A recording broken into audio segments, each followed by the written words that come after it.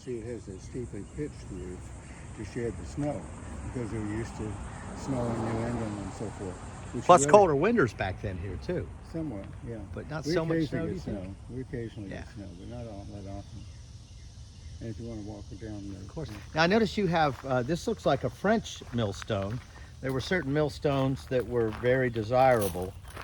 And any ideas on this origin? It's locally used, and it was a gift to me from another surgeon some years ago. He said Nice. he was moving out of his house, and this was laying out in the yard. Would I like to have it? And I said, sure. And so we had a mason set it here at this end. And I've got 2 more millstones I'll show you when we go down the walkway.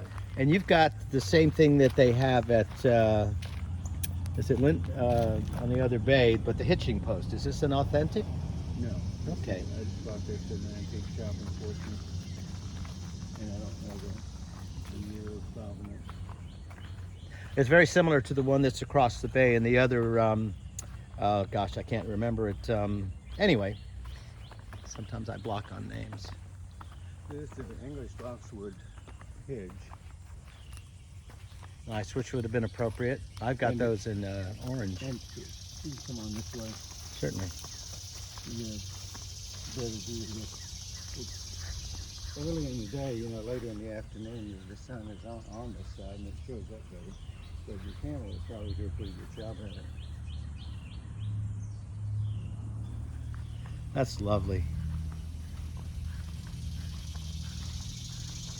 We just rebuilt my chimney. I couldn't find very many masons that actually want to work with a limestone mortar. They all want to use the mix. Don't let them do You've that. got lightning rod. This was put in sometime before the 30s, because I've got pictures of this house in the 1930s, and the lightning rod was there. This is looks like it was made in part by a blacksmith making the connection there. And Wow. And they've 4 sections. And the mortar's been patched a couple times over the years. Do they know if this is the original frame on this? I do not know, but I wouldn't be surprised Yeah. if it was. It's lovely.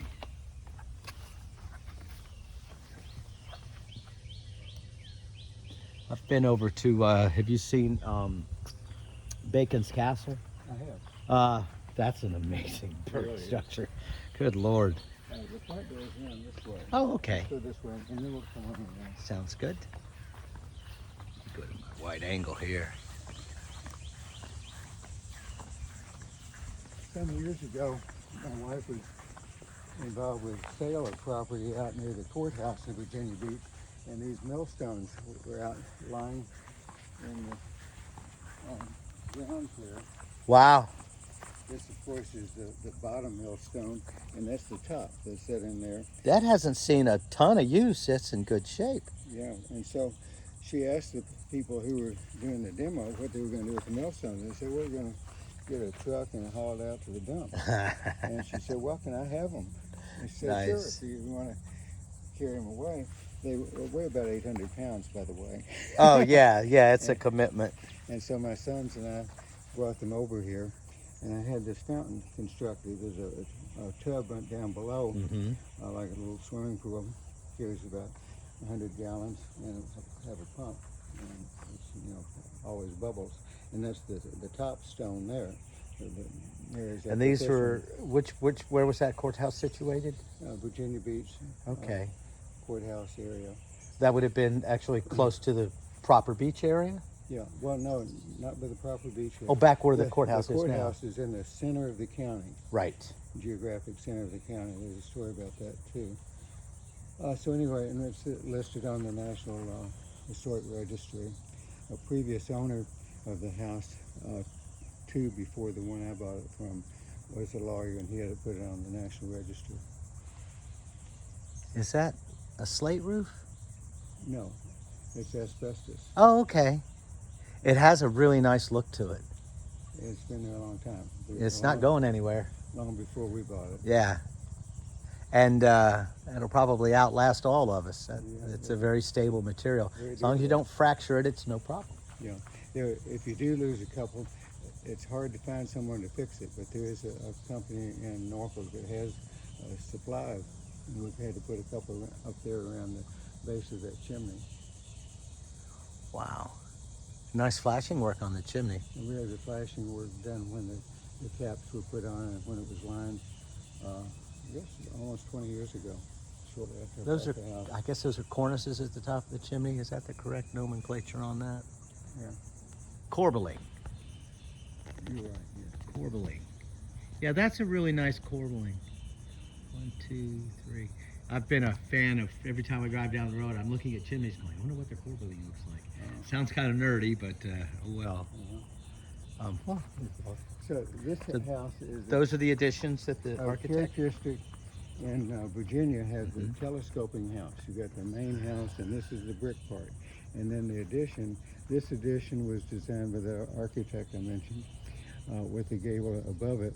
At the same time, she did the garage. Right. And this is an indoor kitchen and a room above it, which it was an extra bedroom. My wife uses it as an art studio now. And then the last addition was, and that was done in 1937. The far addition is the master bedroom suite, and that was put in about 1950.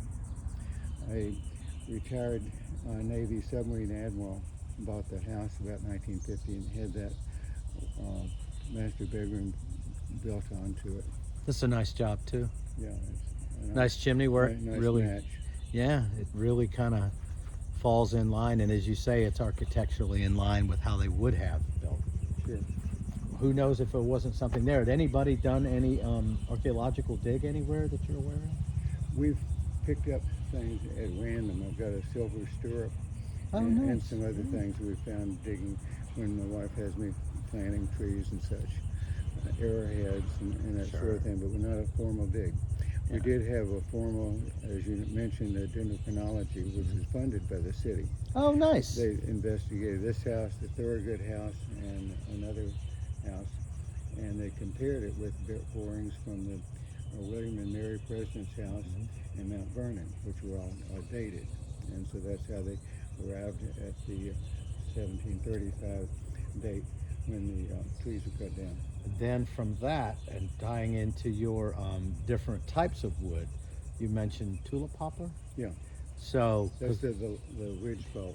yeah, because one of the That's things, original. they have good oak memory data sets, but then when they move from oak and they establish that, then they can look at that tulip poplar and then cross that over and start going into different woods. We had the trouble, as I was told, with chestnut was a hard one to date because they didn't have enough data set on it. We have an old cabin in Culpeper, Virginia, and they said it's kind of inconclusive because they just don't have that much information on all of the obviously the pine and the chestnut in that area. So each time they get it right, they add.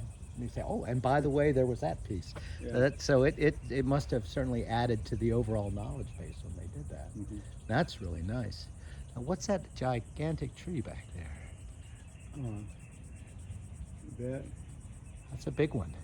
It is. It's very large. It's a pecan tree. Good Lord. Wow. It's maybe the largest in Virginia. Has anybody estimated its date? Probably at least 200 years old. It's listed as one of the borderlines on the property. Oh, on a meets and bounds many description. years ago. Yeah. Interesting. Hence 30, what is it? 3 rods and chains from the pecan tree to such and such. So I do a little surveying with a fellow in Virginia. It's a fun craft. One of the previous property owners, this is an acre and a half, was a very avid gardener, and she created a native plant garden back in here, and we've tried to maintain that over the years. Yeah, I had seen on some of the other estates that their gardening was a big part of how they survived. Yeah. You We have couldn't go to Walmart back then. small vegetable garden there and behind our greenhouse back in the back. Everything grows easy here, doesn't it? Most of the time. Yeah. The heat is a problem sometimes. That makes sense. Do you have dry spells? Do you find that, or you get rain pretty consistent, don't you? I think they had a dry spell about a month ago. Yeah. For a while. Yeah, we got some of that too out in central Virginia. It was very dry, so dry that Canada had Oh, yeah. had an unfortunate occurrence. So anyway, the architect here added on these additions that did a very nice job. Yeah, they're charming. And, she continued practicing architecture well into her 80s. Wow. And it was with the What a family nice touch. in Norfolk that I was familiar with. And you see the copper flashing has been added some over the years, but it holds up very well. It works, yeah. It's all about keeping that blowing. You get blowing rain here, don't you? Yeah. How is this when those hurricanes come in? Well, it's fairly hurricane resistant since it's been here almost 300 years. Sure. Do you get much water level rises around here? Not this high. This is called the Congo Ridge. Ah. And our house is 17 feet above water level. Oh, and there you are. Wow. He could take his boat out to a large ship and sail to England without a whole lot of trouble. Sure. I kind of noticed that I'd never really traversed Virginia Beach other than the main road into the beach to a nice hotel and back out. But after walking around all the different properties, you start to understand the bodies of water define everything around here. Yes. I designed the pool and had it put in. Charming. Nice. It's a zero edge, so the edge of the pool is Oh, flush that's with lovely. The ground around it on three sides. Hey, friend, how are you? And the channel had silted in some over the years, so I had the channel dredged and placed it for my boat. And this goes right on out to the Lynnhaven River. Mm-hmm. And the Lynnhaven River now has an inlet. And that inlet was constructed by Adam Keeling and his slaves Excuse me. around 1750. And after that, they had a hurricane, which made the inlet even larger.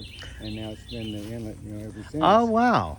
But the original path from here to the ocean was circuitous. They had to go down to where Little Creek is now. And by cutting that inlet, it made it, very, very much more accessible. So would it have been a walk along a ridge to something ported, a medium-sized boat, and then out? Or, okay. So somewhere else on this original estate would have been the original sort of dock out, I suppose? I think so. Yeah. And this channel here probably originally was only about 4 feet deep. Okay. So they would have A dinghy could go out a there. medium-sized boat would go out to a large ship. Right. When they had the Battle of the Capes and the French admiral came here, Comte de Grasse, Yes. he sent one of his emissaries in here to stay. Okay. At this house while he was negotiating with Washington and setting up the plans to defeat Cornwallis. But this Which they did handily. yeah. Well, de Grasse blockaded the English fleet, Right. so the Brits couldn't get either evacuated or resupplied. So that's why they had to surrender at Yorktown when they did, where they did. And this tree has its own lightning rod too. You see that wire coming up Nice. the side. That was smart.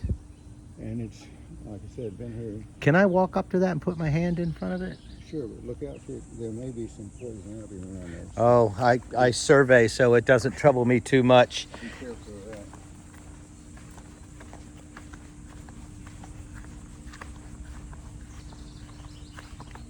A pecan tree. Does it yield pecans? It does. Oh my heavens. They're small pecans, but they are real pecans. That's, And we had an arborist look at it about 20 years ago, and he made measurements of the trunk, as you were mentioning, the bore height. And he said he didn't know of any larger ones in Virginia. I've never seen anything like it, quite honestly. And I've kept the vines to a minimum and protected the lower part of it. And we've had tree surgeons come in from time to time. Nice. Cut off dead branches. Now I read there's a cemetery somewhere to the north. West. More to the west. West, which From would here. be In that direction. in that direction. And it's not on this property. Right. It was at one time. Yeah, it was. But yeah, that's interesting. Wow. And that bamboo will not yield. It gives no quarter, does it?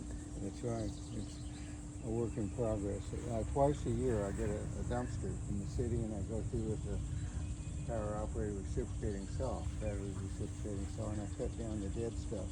Bamboo is related to grass and it has a 7-year life cycle. And after the 6th year, it starts to die from the top down.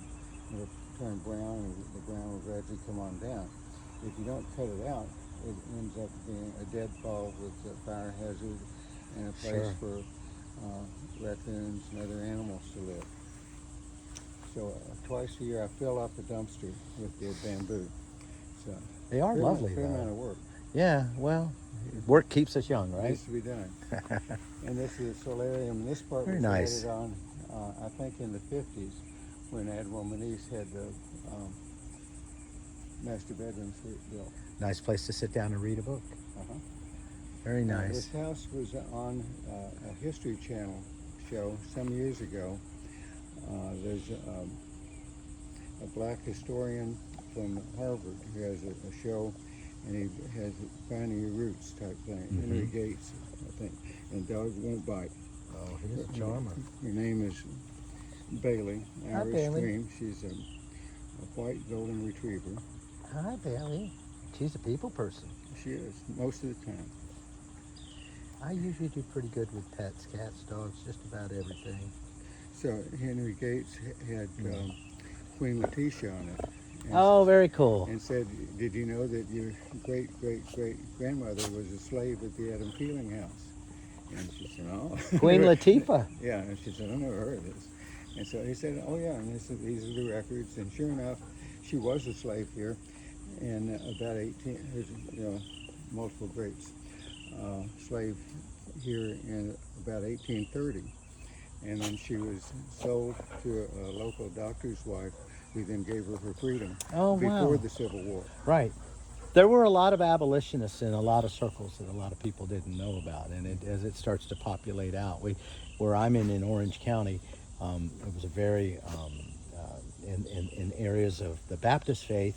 We had Elder John Leland, who came in and came up from up north with some of the abolitionist ideas, and they would teach their slaves to read and write and go to church with them, because the belief was you didn't treat any other person as anything other than a child of God. You'd have to answer to that. So it's a spectrum of different things. Like, well, there's some areas where you could tell as soon as the Civil War came in Orange County, certain slave owners, their slaves all bailed fast. They got out of Dodge, and you see these applications to the Confederacy for reimbursement of lost slaves. And then other families where they stayed there and lived their lives out together even after the Civil War, which was like with my Clark family, which is in my old house. And it's interesting. The more you dig into it, it's, as you know, not all conditions are the same. There's a lot to be said. Let me